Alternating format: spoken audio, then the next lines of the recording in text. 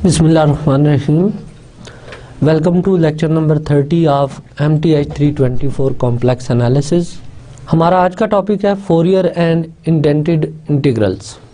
Previous lecture में हमने देखा था कि कॉशी रेजिड्यू थ्योरम को यूज़ करके हम रियल इंटीग्रल सॉल्व कर सकते हैं, जिसमें हमने रियल ट्रिग्नोमेट्रिक इंटीग्रल सॉल्व किए थे और रियल इम्प्रॉपर इंटीग्रल सॉल्व किए थे। आज का लेक्चर भी रियल इंटीग्रल्स के सॉल्यूशंस पे है using Kashi theory for complex integrals. तो आज जो टू टाइप्स हम देखेंगे इंटीग्रल्स की वो है रियल फोरियर इंटीग्रल्स और रियल इंडेंटेड इंटीग्रल्स। इनके हम सॉल्यूशंस फाइंड करेंगे यूजिंग काशी रेजिड्यू थ्योरम। तो एक क्विक रिव्यू लेते हैं लास्ट लेक्चर का। जैसे मैंने पहले बताया कि लास्ट लेक्चर में हमने रियल ट्रिग्नोमेट्रिक इंटीग्रल सॉल्व किए थे, जो इंटीग्रल इस फॉर्म में थे 0 to 2 pi sum function of sine theta cos theta d theta. इस टाइप के इंटीग्रल्स को सॉल्व करने के लिए हमने पुटिंग की थी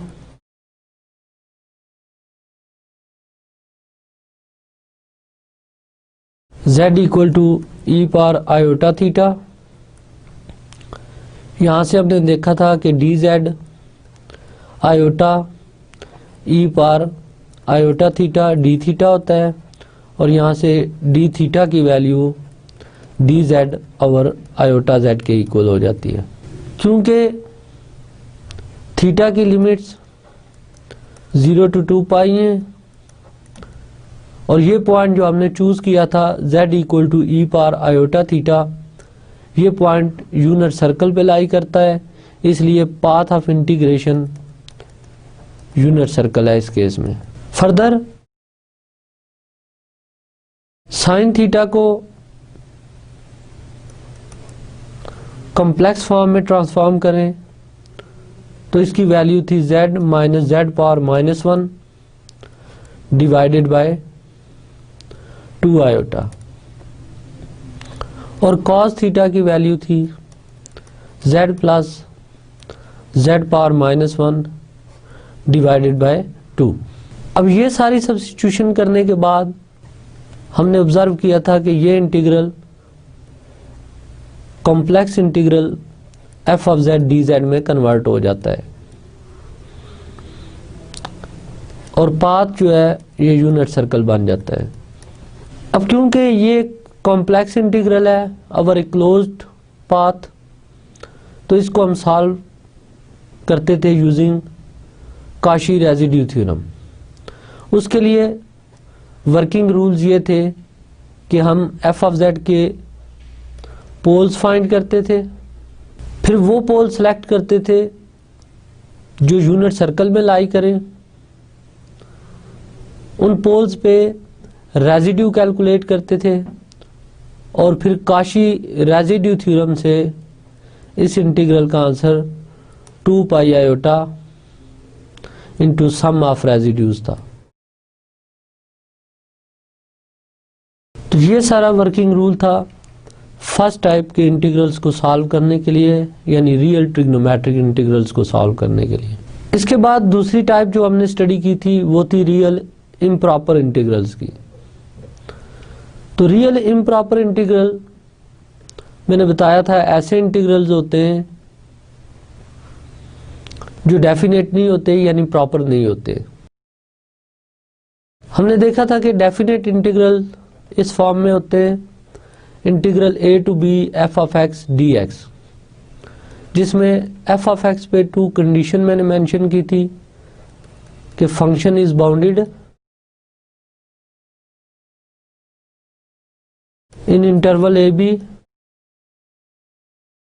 और सेकंड कंडीशन थी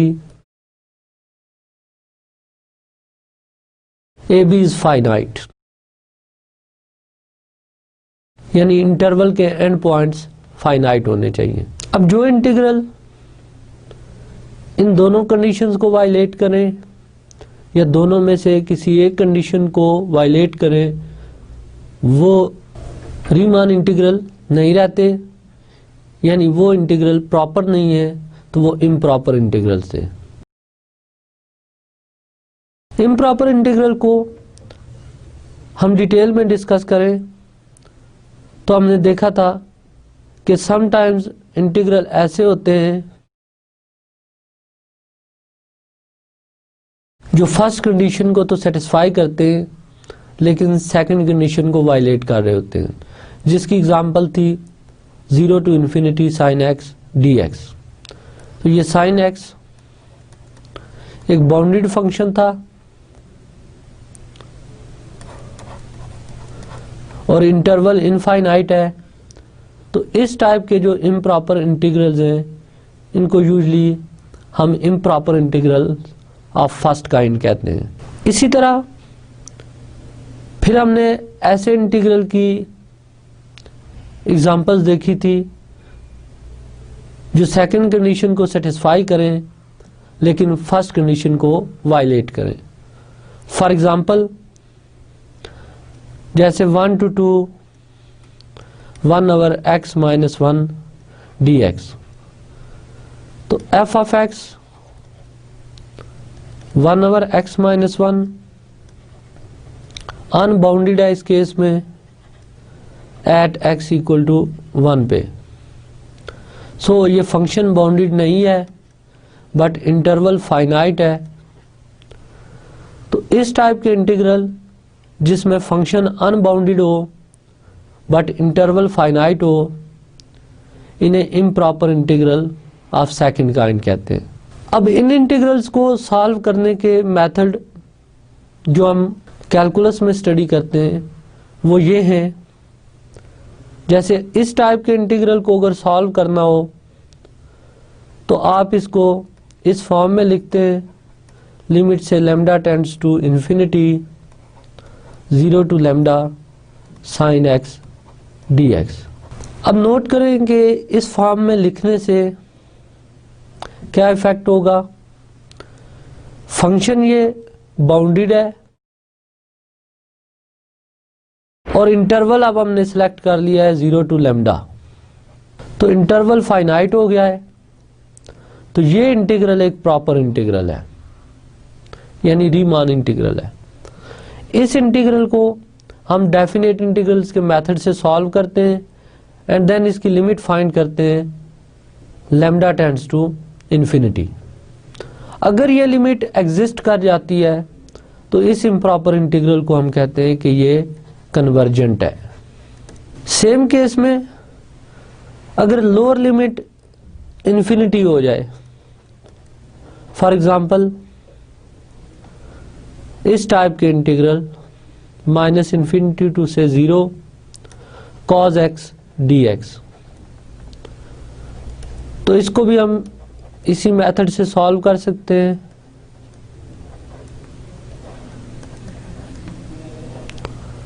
अगेन आप ऑब्जर्व करें कि फंक्शन बाउंडेड है और इंटरवल हमने माइनस लैम्डा टू 0 चूज कर लिया है जो फाइनाइट है, तो ये डेफिनेट इंटीग्रल है। अब इसको सॉल्व करें और इसकी लिमिटिंग वैल्यू फाइंड करें। अगर ये लिमिट एग्जिस्ट कर गई तो ये इम्प्रॉपर इंटीग्रल कन्वर्जेंट होगा। अब अगर दोनों लिमिट इन्फिनिटी हो तो इसको हम कैसे डील करते थे कैलकुलस में? इसको हम ब्रेक करते थे से 0 पे,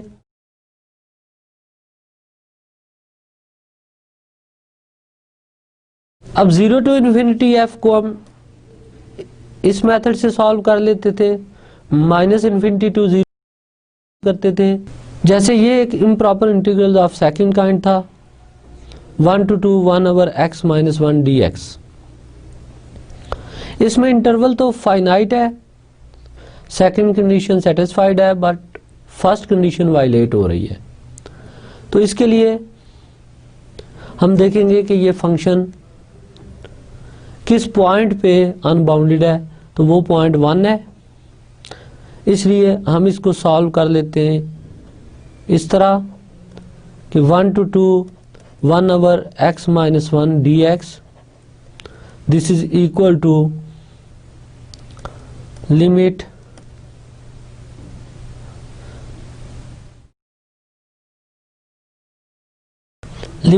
lambda tends to 0 positive side 1 plus lambda to 2 1 over x minus 1 dx। अब ये इंटरवल हमने 1 plus lambda to 2 ले लिया है,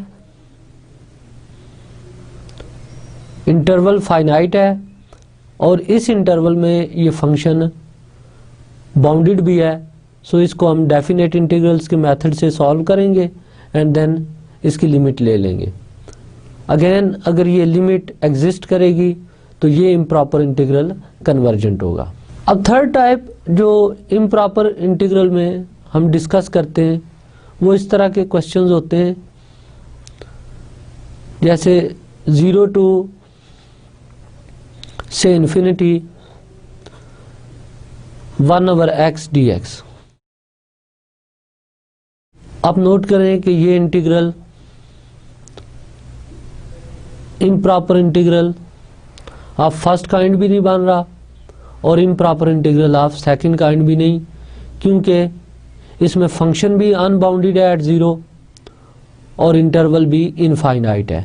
तो इसको हम 0 to इन्फिनिटी किसी एक पॉइंट पे ब्रेक कर लेते हैं, से 1 पे,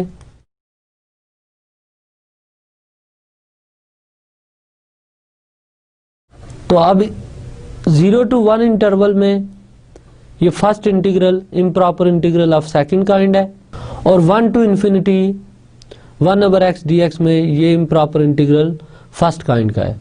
तो इस इंटीग्रल को हम improper integral of first kind के मेथड से सॉल्व करेंगे, इस इंटीग्रल को हम improper integral of second kind के मेथड से सॉल्व करेंगे एंड देन अगर ये दोनों इंटीग्रल कन्वर्जेंट हुए तो ये इम्प्रॉपर इंटीग्रल भी कन्वर्जेंट होगा, और अगर इन दोनों में से कोई एक इंटीग्रल या दोनों इंटीग्रल डाइवर्जेंट हुए तो ये इम्प्रॉपर इंटीग्रल भी डाइवर्जेंट होगा। तो ये तो था प्रीवियस लेक्चर का रिव्यू। अब इस टाइप के इंटीग्रल्स को सॉल्व करने के लिए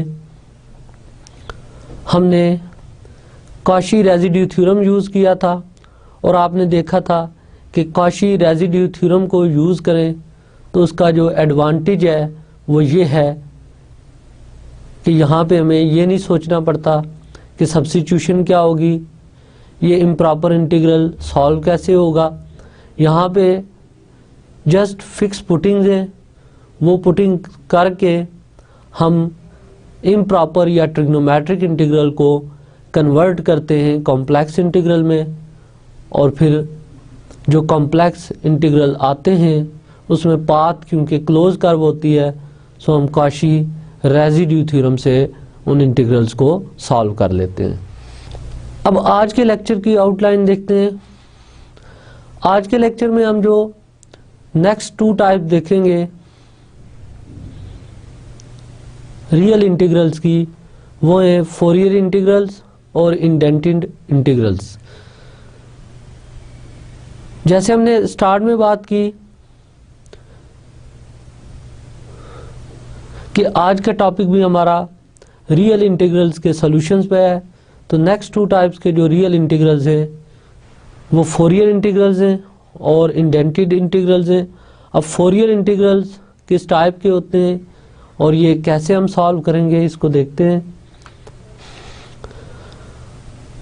Fourier type integrals, previous lecture में हमने इम्प्रॉपर इंटीग्रल सॉल्व किए थे -infinity to infinity F of X D X type के, या फिर limit 0 to infinity F of X D X type के, या फिर हमने ट्रिग्नोमेट्रिक इंटीग्रल सॉल्व किए थे जिसमें लिमिट 0 to 2 पाई थी और sum function of sine or cos theta d theta था।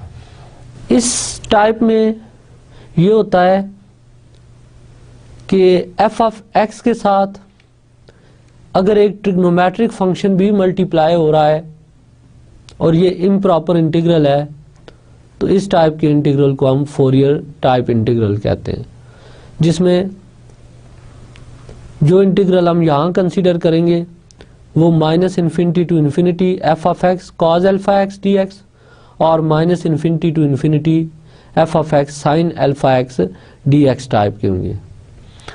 Such type of integrals are sometimes referred as Fourier integrals।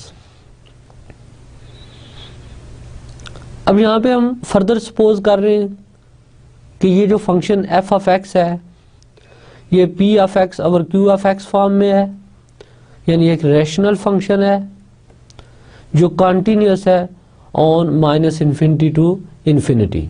Then both Fourier integrals can be evaluated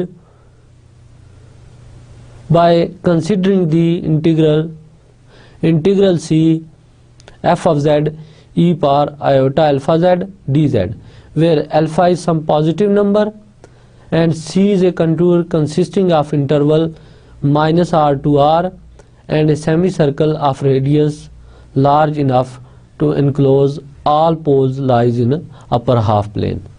तो बाकी condition आप देख लें कि सेम है, जो इस टाइप के इंटीग्रल हमने लास्ट लेक्चर में स्टडी की थी उनकी थी। पाथ भी सेम है कि पाथ हमने रियल एक्सिस का एक पोर्शन लेना है जो इंटरवल होगा -r to r और एक semi circle upper half plane में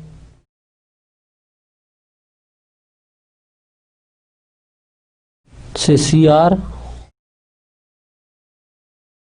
तो अब टोटल पाथ जो है वो एक क्लोज्ड कर्व बनेगी। अगेन ये सेमी सर्कल चूज करते वक्त आपने इस बात का ख्याल रखना है कि इस सर्कल का रेडियस इतना होना चाहिए कि जितने भी सिंगुलर पॉइंट जो अपर हाफ प्लेन में है वो इस सर्कल के इनसाइड लाई करें। तो डिफरेंस नोट करें प्रीवियस लेक्चर वाले इंटीग्रल और इन इंटीग्रल का कि वहाँ पे just f of x dx type के इंटीग्रल थे, जबकि यहाँ f ऑफ x के साथ साइन और कॉज फंक्शंस मल्टीप्लाई हो रहे हूँ, तो फिर इन इंटीग्रल्स को फोरियर इंटीग्रल्स कहते हैं, क्योंकि ये इंटीग्रल यूज़ होते हैं वेल नोन फोरियर सीरीज़ में।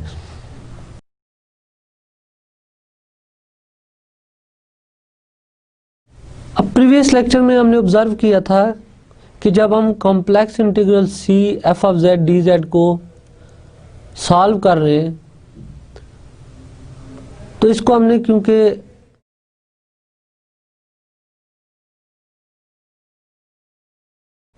एक पीस वाइज स्मूथ कर्व ली थी c, बिकॉज इसमें एक पोर्शन रियल एक्सिस का था जो इंटरवल है -r to r और एक सेमी सर्कल था से CR। तो integral c f of z dz ये इक्वल होता है integral -r to r f of z dz plus integral along CR f of z dz। तो जो एग्जांपल हमने स्टडी की थी उसमें जो ट्रबलिंग फैक्टर था वो ये वाला इंटीग्रल था, क्योंकि इस इंटीग्रल को सॉल्व करने के लिए हमने ट्राइंगल इनइक्वालिटी यूज़ की थी, देन ML इनइक्वालिटी यूज़ की थी, तो फिर देखा था कि इस इंटीग्रल की वैल्यू 0 को अप्रोच करती है। इससे रिलेटेड हमने एक रिमार्क स्टडी किया था कि अगर इस फंक्शन में f ऑफ z को हम p ऑफ z और q ऑफ z टाइप का लें with condition that the degree of p of z is at least 2 less than the degree of q of z, तो फिर ये integral always 0 के equal होता है।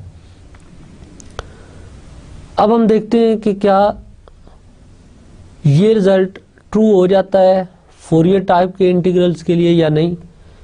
तो इस पे ये रिमार्क है, suppose f of z is equal to p of z over q of z where the degree of p of z is at least 2 less than the degree of q of z. If CR is a semicircular contour z equal to r e power iota theta, और theta पे condition note करें 0 to pi होनी चाहिए, यानी ये semi circle upper half plane में होना चाहिए। और अगर अल्फा पॉजिटिव है देन ये वाला integral over c R E power iota alpha Z F of Z D z ये 0 को अप्रोच कर जाएगा as are tends to infinity. So इस एग्जांपल में भी ये 2 कंडीशंस आपने ध्यान में रखनी है कि पी ऑफ जेड की डिग्री एट लीस्ट 2 लेस होनी चाहिए क्यू ऑफ जेड से, और सी आर ये जो कंटूर है ये अपर हाफ प्लेन में लाई करना चाहिए। तो फिर इस टाइप के integral C R E power iota alpha Z F of Z D Z इसकी वैल्यू 0 होती है as are tends to infinity.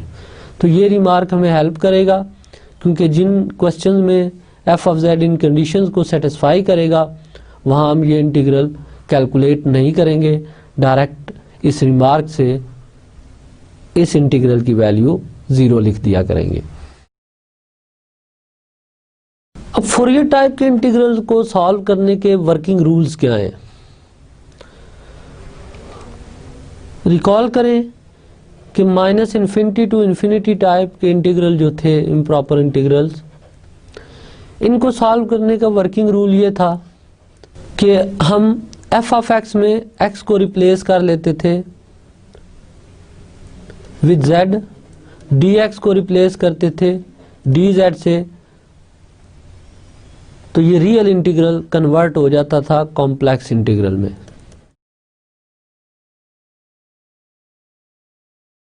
अब फोरियर टाइप इंटीग्रल्स में भी एफ ऑफ एक्स हमारे पास इस फॉर्म का है,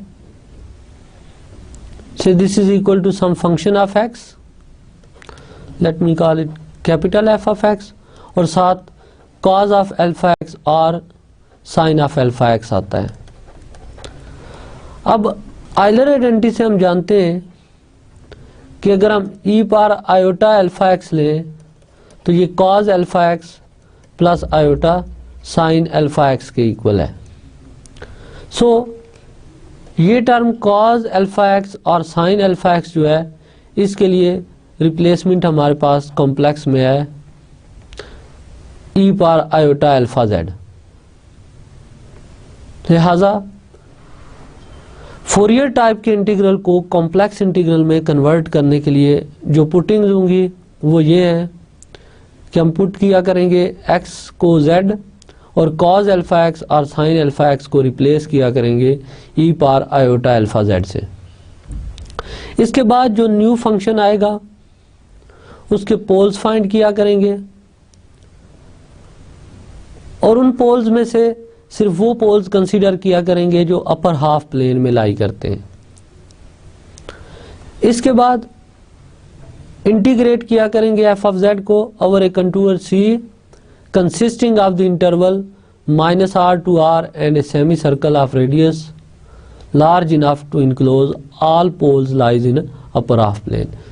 तो rest of the method same है, जैसे हमने कहा कि जो न्यू फंक्शन होगा उसके आपने पोल्स फाइंड करने, उनमें से वो पोल्स कंसीडर करने जो अपर हाफ प्लेन में लाई करें, उन पोल्स पे रेजिड्यू फाइंड करना है और रेजिड्यू फाइंड करके आपने कॉशी रेजिड्यू थ्योरम अप्लाई कर देना है। ये तो थे वर्किंग रूल्स इस टाइप के। नेक्स्ट एग्जांपल में हम अप्लाई करते हैं ये स्टेप्स एक इंटीग्रल को सॉल्व करने के लिए। एग्जांपल है evaluate the Cauchy principal value of integral 0 to infinity cos of alpha x over x square plus a square dx where a is positive real। First note that integral 0 to infinity cos alpha x over x square plus a square dx, ये equal है 1/2 times minus infinity to infinity cos of alpha x over x square plus a square dx।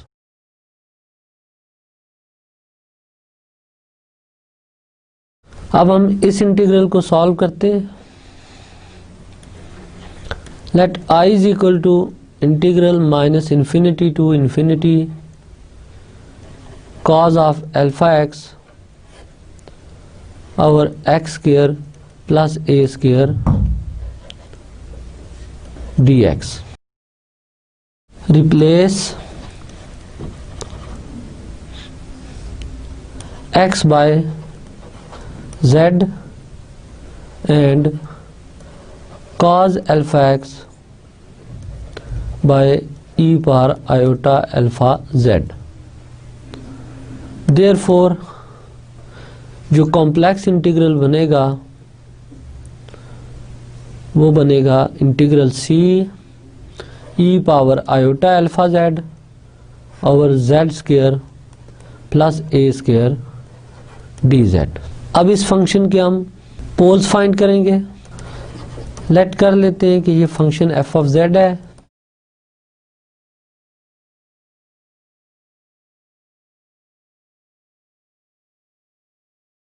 So poles of f of z are the roots of z square plus a square equal to 0। This implies z square plus a square क्योंकि 0 है, so z plus a iota into z minus a iota equal to 0 and this implies z is equal to minus a iota or a iota। क्योंकि question में ये condition given थी कि a is a positive real, so इन poles को हम draw करें तो a iota point positive Y axis पे लाई करेगा जबकि माइनस ए आयोटा पॉइंट इमेजिनरी एक्सिस के नेगेटिव साइड पे लाई करेगा। तो नोट करें कि जो पोल अपर हाफ प्लेन में लाई कर रहा है वो है a iota. Only z equal to a iota lies in upper half plane.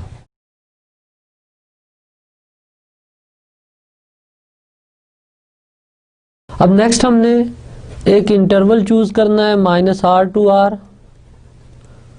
और एक semi circle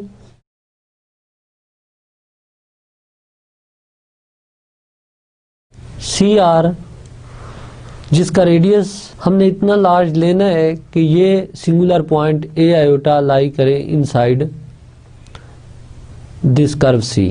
late r is greater than a और C कंप्लीट पाथ है -r to r and the semi circle CR। Therefore इंटीग्रल C f of z dz is equal to इंटीग्रल -r to r f of z dz plus integral CR f of z dz। और ये total sum Cauchy residue theorem से 2 pi iota residue of f at a iota के equal होगा। अब residue हम find करते हैं at a iota. Residue of f at a iota. अब a आयोटा पे जो पोल बनेगा उसका ऑर्डर 1 है यानी सिंपल पोल है।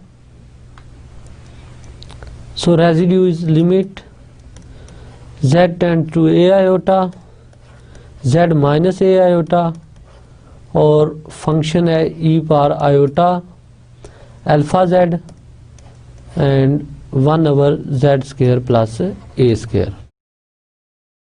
सो limit z tend to a iota, z minus a iota, e power iota alpha z divided by z plus a iota into z minus a iota. ये term cancel, z को a iota put करें तो e power iota alpha into a iota divided by a iota plus a iota, this is equal to e power minus alpha a divided by 2a iota. ये value put कर दें equation 1 में, put in 1,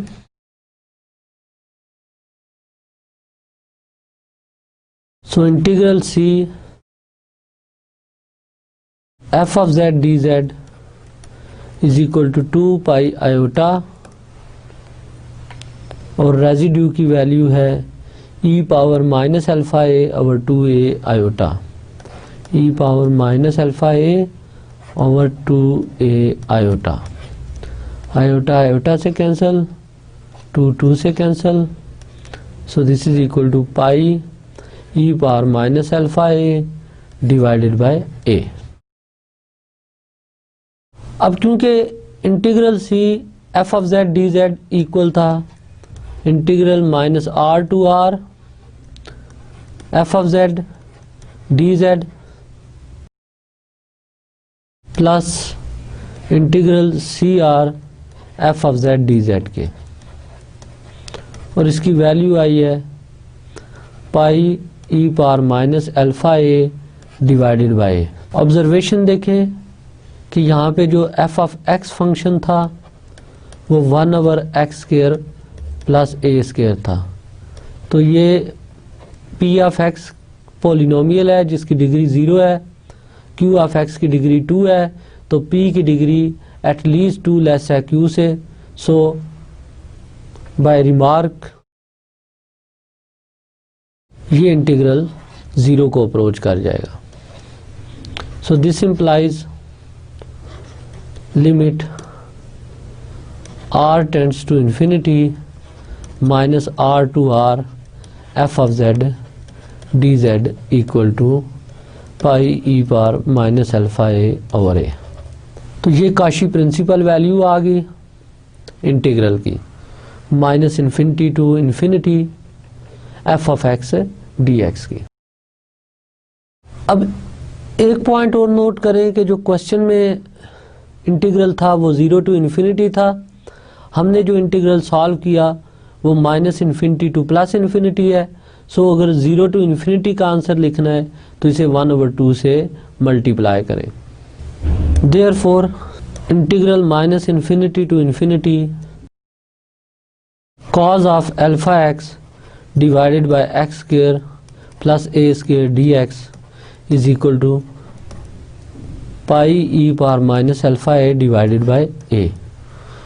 यहाँ एक चीज़ observe करें कि इस question में यहाँ कॉज अल्फा एक्स इन्वॉल्व है, सो आफ्टर सिंप्लीफिकेशन जो भी आंसर आया करेगा, अगर इसमें कॉज अल्फा इन्वॉल्व है तो हम आंसर का रियल पार्ट लिया करेंगे, और अगर साइन अल्फा एक्स इन्वॉल्व होता तो जो आंसर आता तो उसका इमेजिनरी पार्ट कंसीडर किया करेंगे। क्योंकि हम इस क्वेश्चन में जो सब्स्टिट्यूशन यूज़ कर रहे हैं वो हमने कॉज अल्फा एक्स को रिप्लेस किया था ई पावर आयोटा अल्फा जेड से, तो ये cause alpha Z plus iota sine alpha Z है, तो इसमें जो सोल्यूशन आ रहा होता है वो कॉज अल्फा एक्स के साथ भी आ रहा होता है और साइन के साथ भी। सो अगर क्वेश्चन में कॉज है तो एट द एंड आपने रियल पार्ट लेना है, और अगर साइन अल्फा एक्स इन्वॉल्व है तो फिर इमेजिनरी पार्ट कंसीडर करना है। तो क्योंकि ये टर्म है ही ऑलरेडी रियल, सो इसका रियल पार्ट लेंगे भी तो आंसर यही आएगा। दिस इम्प्लाइज अब 0 to infinity cos alpha x over x² plus a² dx को देखें तो क्योंकि इस इंटीग्रल को आपने 1/2 से मल्टीप्लाई करना है तो ये इंटीग्रल आएगा। तो इसका answer pi e power minus alpha a divided by 2a आ गया। ये इस इंटीग्रल का आंसर है। नेक्स्ट एग्जांपल भी हम एक इसी टाइप के इंटीग्रल की देते हैं। Evaluate integral minus infinity to infinity cos x और x square plus a square into x square plus b square dx where a is greater than b and both are positive. So let I is equal to integral minus infinity to infinity cos x divided by x square plus a square into x square plus b square dx. Replace x by z and cos x by e power iota z. Therefore जो complex integral बनेगा वो integral c e power iota z divided by z square plus a square into z square plus b square dz। अब हमने इस integral को solve करना है, तो जो इस इंटीग्रल की प्रिंसिपल वैल्यू आएगी वही इस इंटीग्रल का आंसर होगा। Let f of z is equal to e power iota z divided by z square plus a square into z square plus b square. Poles of f of z are at z equal to plus minus a iota and plus minus b iota. अब note करें कि a और b positive हैं, सो जो poles अपर half plane में लाई करेंगे वो a iota और b आयोटा है। Only z equal to a iota and z equal to b iota lie in upper half plane.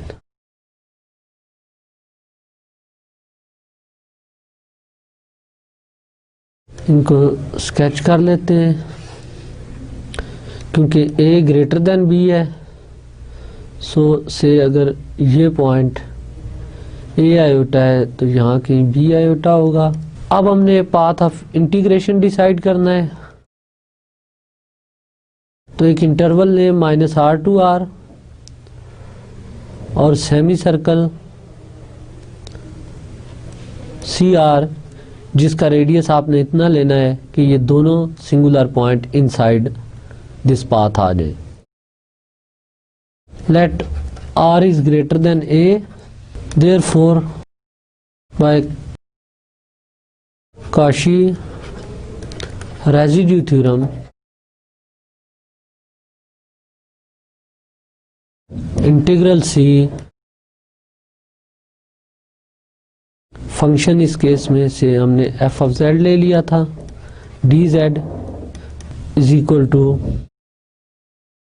2 pi iota into residue of f at a iota plus residue of f at b iota. अब हम f का residue find करते हैं at point a iota, similarly फिर b iota पे find करेंगे और sum of residue find करेंगे। Now residue of f at a iota, क्योंकि a आयोटा पे जो पोल बन रहा है उसका ऑर्डर 1 है, तो ये limit z tend to a iota z minus a iota और f ऑफ z की वैल्यू हम डायरेक्ट लिख लेते हैं, which is e power iota z और z square plus a square into z square plus b square. Simplify करें जी इसको, तो limit z tend to a iota z minus a iota e power iota z और z plus a iota z minus A iota into z square plus b square. तो ये z minus ए iota cancel. अब z को a iota put करें तो ये value आएगी e power iota into a iota divided by, इसमें substitute करें 2a आयोटा और इसमें करेंगे तो ये आ जाएगा b square minus a square. So this is equal to E power minus a over 2a iota into b square minus a square. अब नेक्स्ट हम रेजिड्यू फाइंड करते हैं एट बी आयोटा। तो residue of f at b iota is limit z tend to b iota z minus b iota और again f of z की value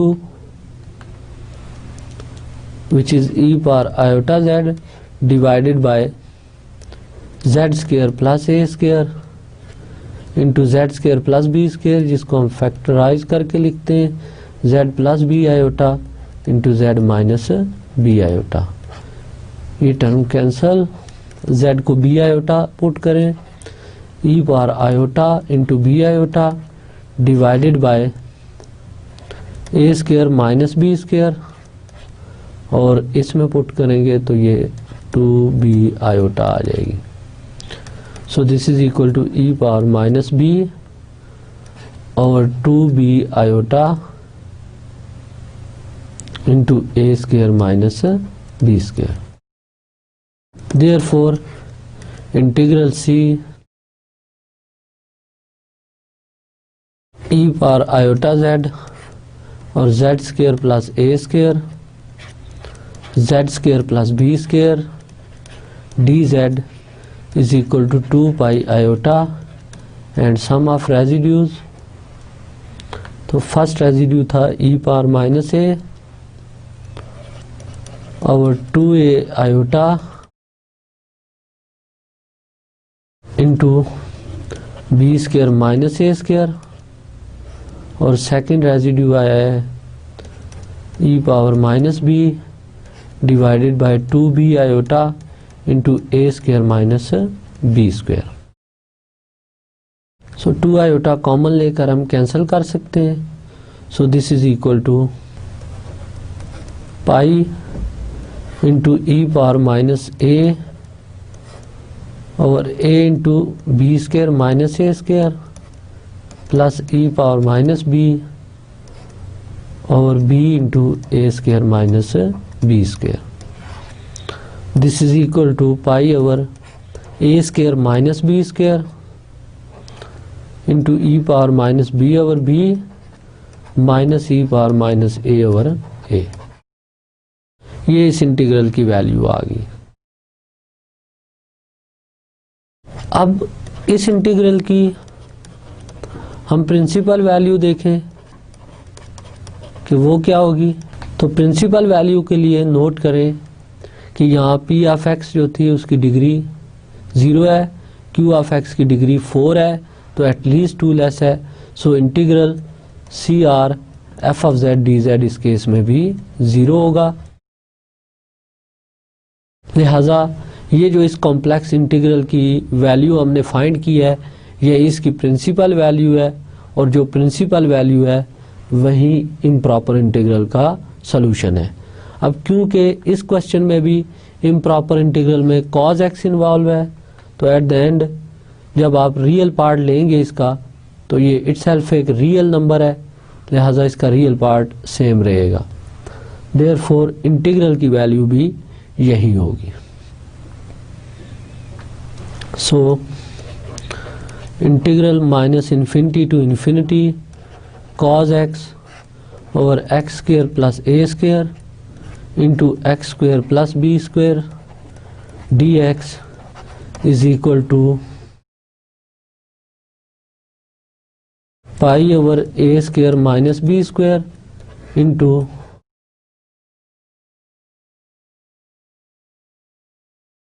E power minus b over b minus e power minus a over a. ये इसका answer है। अब next हम real improper integrals को study करेंगे। अब रियल इम्प्रॉपर इंटीग्रल तो हमने इससे पहले भी स्टडी किए लास्ट लेक्चर में, लेकिन नोट करें कि उसमें हमने जितने भी फंक्शन स्टडी किए थे उसमें कोई भी फंक्शन ऐसा नहीं था जिसके सिंगुलर पॉइंट रियल एक्सिस पे लाई करें, क्योंकि हमने कहा था कि रियल एक्सिस पे यानी -∞ to infinity F of x continuous लिया था। अब यहाँ पे हम ये कंडीशन नहीं लेंगे, हम सपोज करते हैं कि एफ ऑफ एक्स इस इंटरवल में भी फाइनाइट नंबर ऑफ पॉइंट्स पे डिसकंटिन्यूअस है, तो स्टिल हम इस पोजीशन में होते हैं कि हम इन इंटीग्रल्स को सॉल्व करें। अब इस टाइप के जो इंटीग्रल्स होंगे जिसमें singular points upper half plane में भी हम कंसीडर करेंगे और रियल एक्सिस पे भी कंसीडर करेंगे, इस टाइप के इंटीग्रल्स को रियल इम्प्रॉपर इंटीग्रल्स कहते हैं। और जब हम इन्हें कॉम्प्लेक्स में ट्रांसफॉर्म करेंगे तो हम इन्हें इंडेंटेड इंटीग्रल्स कहेंगे।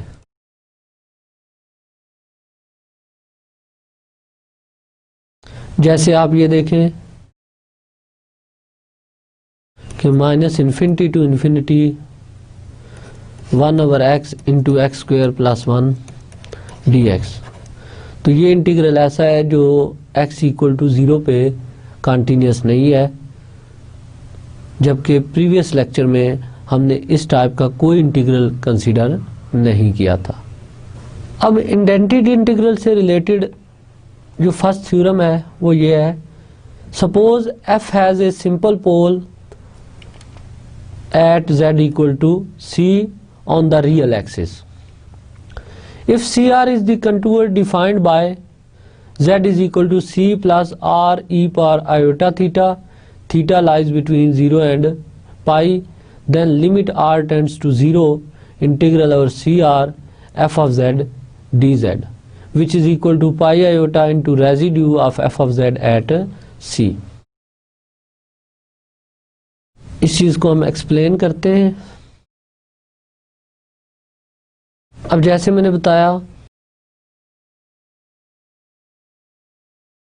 कि आप इंडेंटेड इंटीग्रल्स में जब सिंगुलर पॉइंट देखा करेंगे तो वो रियल एक्सिस पे भी लाई किया करेंगे। अब सपोज ये एक पॉइंट है z = c जो रियल एक्सिस पे लाई कर रहा है, और सपोज करते हैं कि ये फंक्शन f ऐसा है जिसका सिंपल पोल एग्जिस्ट कर रहा है एट z = c। तो इस थ्योरम में हम प्रूव करेंगे कि अगर हम एक सेमी सर्कल लें जिसका सेंटर c पॉइंट पे हो और रेडियस r हो, तो जब भी ऐसे फंक्शन को आप इंटीग्रेट किया करेंगे सी आर पे एंड देन लिमिट लिया करेंगे r टेंड्स टू 0, तो इसका answer pi iota into residue of f at c के इक्वल आएगा। इसका प्रूफ देखते हैं। Given f of z has a simple pole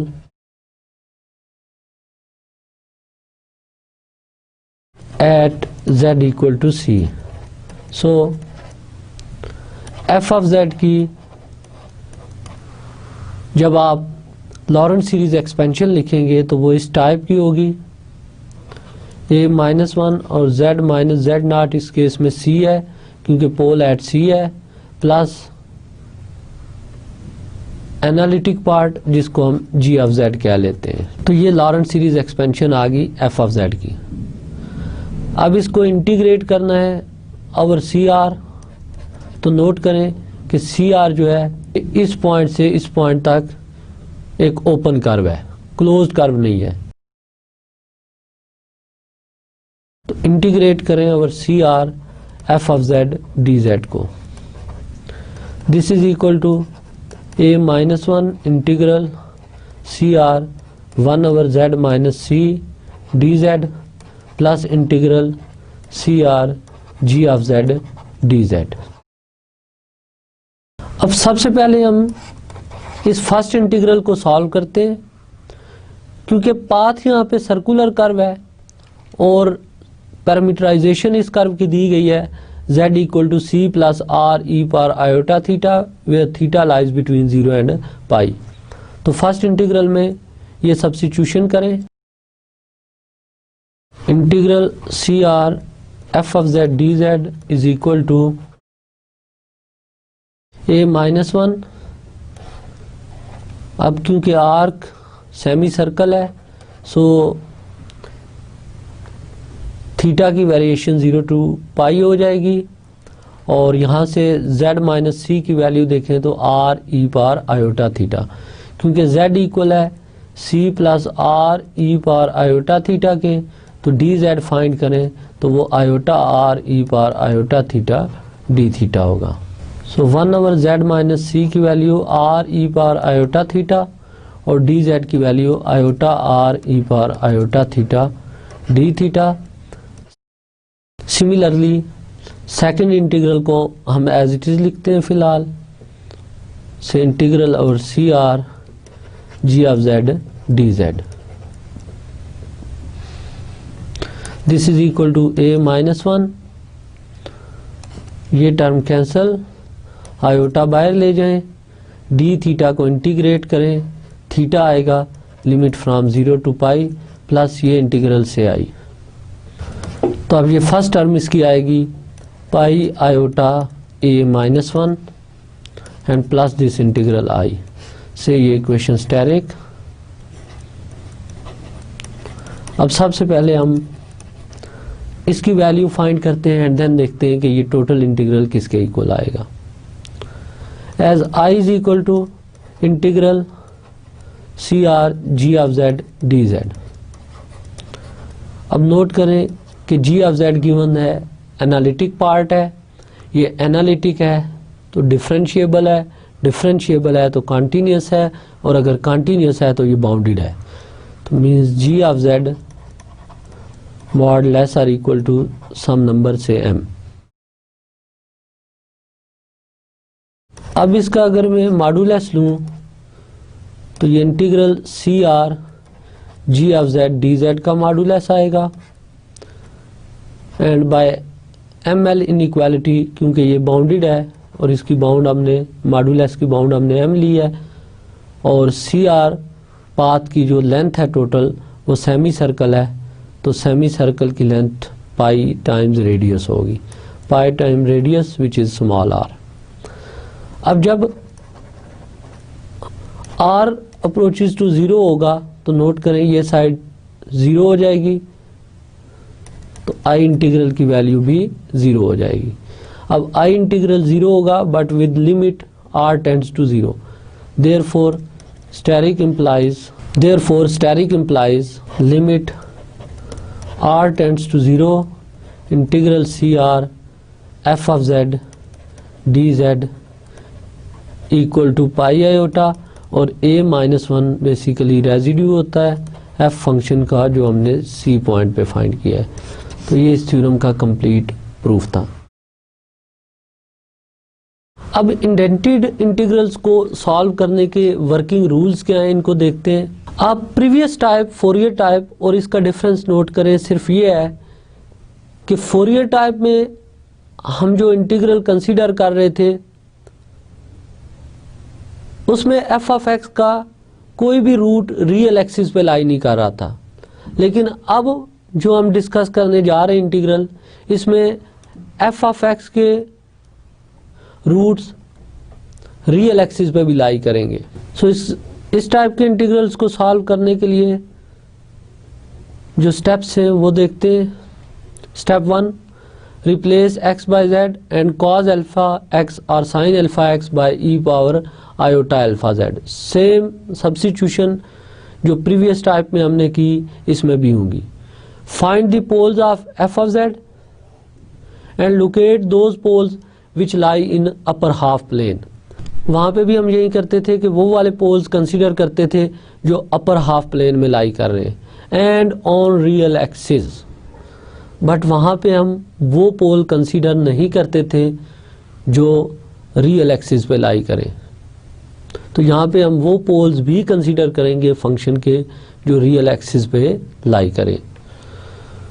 then rest of the method is same कि इन सेलेक्टेड पोल्स पे रेजिड्यू फाइंड करें और फिर काशी रेजिड्यू थ्योरम अप्लाई करें, यानी integral -∞ to infinity F of x sine alpha x D x अगर है तो इसका आंसर आप इस फार्मूले से ला सकते हैं, imaginary part of 2 pi iota r p plus pi iota r x, और अगर कॉज है तो सेम टर्म का real part where r p and r x जो है ये सम ऑफ रेजिड्यूज हैं at poles in upper half plane and on real axis.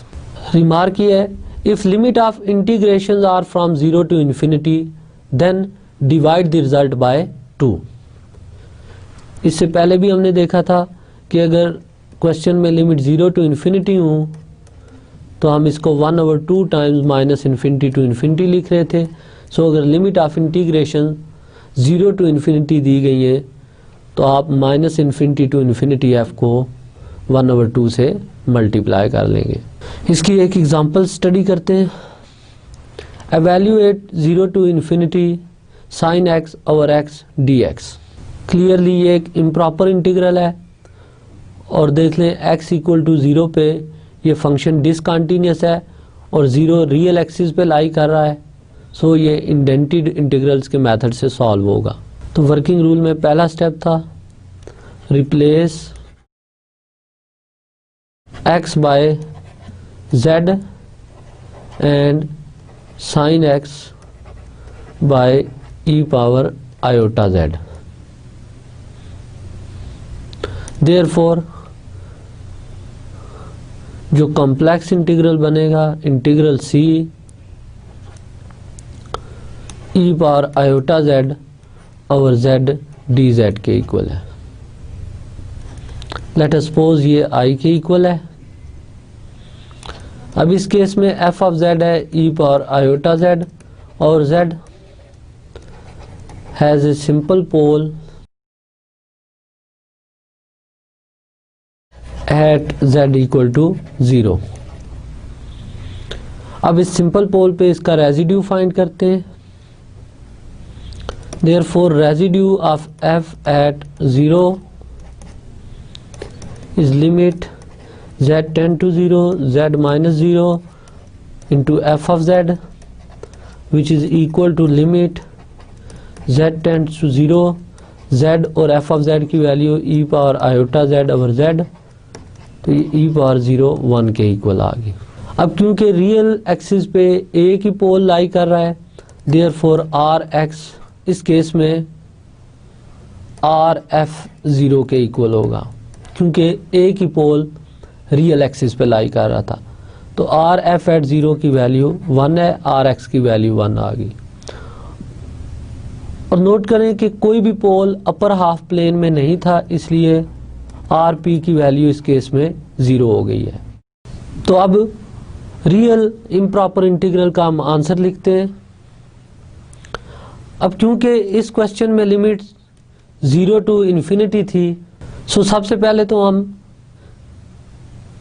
इस फार्मूले से देखते हैं कि इनमें से कौन सा फार्मूला यूज करेंगे। क्योंकि क्वेश्चन में साइन एक्स इन्वॉल्व है तो ये फर्स्ट फार्मूला यूज करेंगे हम। Therefore integral -∞ to infinity sine x over x D x is equal to imaginary part of 2 pi iota r p plus pi iota r x. So imaginary part of 2 pi iota r p की value 0 थी plus pi iota r x की value 1 है। This is equal to pi. अब ये integral -∞ to infinity sine x over x D x की value थी। तो अगर हम 0 to infinity sine x over x D x की वैल्यू देखें तो जस्ट इस रिजल्ट को 2 से डिवाइड करना पड़ेगा। नेक्स्ट एग्जांपल हम एक और इंटीग्रल लेते हैं और इसको सॉल्व करते हैं। Evaluate integral 0 to infinity sine x over x into x square plus a square d x where a is a positive real. तो सबसे पहले हम इस रियल इंटीग्रल को कन्वर्ट करते हैं कॉम्प्लेक्स इंटीग्रल में। So replace x by z and sine x by e power iota z। Therefore जो कॉम्प्लेक्स इंटीग्रल बनेगा वो integral c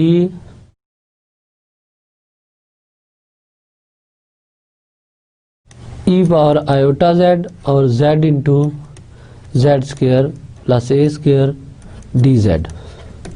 F of z इस केस में है e power iota z over z into z square plus a square.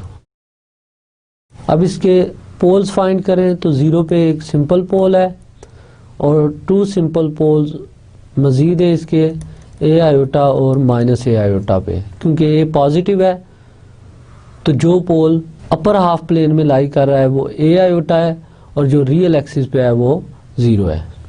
z equal to 0 is a simple pole lies on real axis and z equal to iota a is a simple pole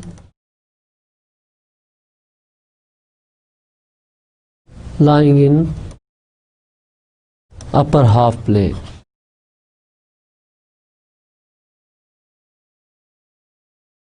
अब इन पे residue find करते हैं। Residue of f at 0 is limit z tend to 0 z minus 0 और f of z की value e power iota z और z into z square plus a square. z से cancel, z को 0 put करें तो 1 over a square. और क्योंकि सिर्फ ए की पोल रियल एक्सिस पे लाई कर रहा था therefore r x is 1 over a square. अब आर पी यानी सम ऑफ रेजिड्यूज फाइंड करते हैं उन पोल्स पे जो अपर हाफ प्लेन में लाई कर रहे हैं। अपर हाफ प्लेन में भी ए की पोल है, इस पे रेजिड्यू फाइंड करते हैं। Residue of f at a iota is limit z tend to a iota z minus A iota और फंक्शन इस केस में था e power iota z over z into z square plus a square.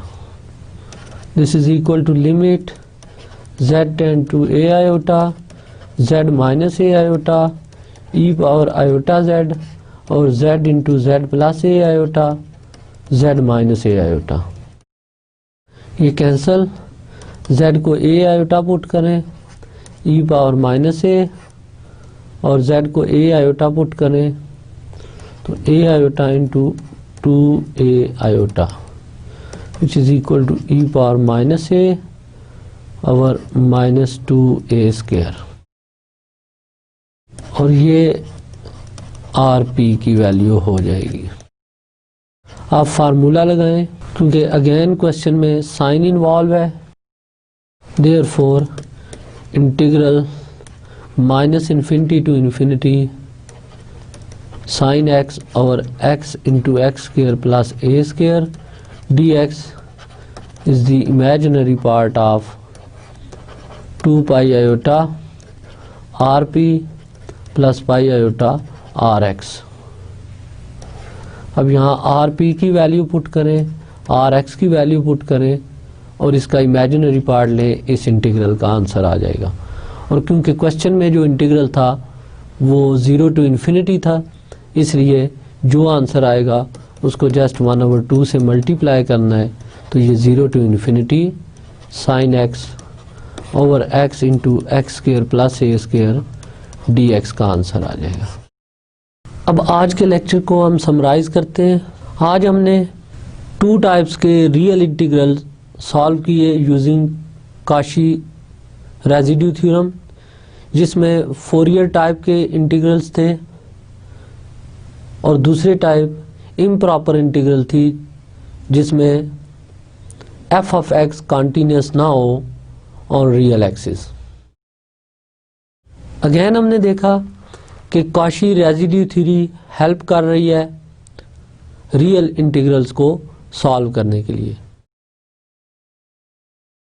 अभी तक note करें कि हमने 4 types के इंटीग्रल सॉल्व किए यूजिंग सेम आइडिया, यानी कॉशी रेजिड्यू थ्योरम को यूज करके। जस्ट वर्किंग रूल्स में स्लाइड से डिफरेंस है। सबसे पहले हमने रियल ट्रिग्नोमेट्रिक इंटीग्रल सॉल्व किए, फिर हमने रियल इम्प्रॉपर इंटीग्रल सॉल्व किए जिसमें एफ ऑफ एक्स कॉन्टीन्यूअस है on -∞ to infinity. Third case में हमने फोरियर इंटीग्रल सॉल्व किए, और एट द एंड हमने ऐसे इम्प्रॉपर इंटीग्रल सॉल्व किए जिसमें एफ ऑफ एक्स कॉन्टीन्यूअस ना हो ऑन -∞ टू इन्फिनिटी। ये था हमारा आज का लेक्चर। अपना ख्याल रखिएगा। अल्लाह हाफिज़।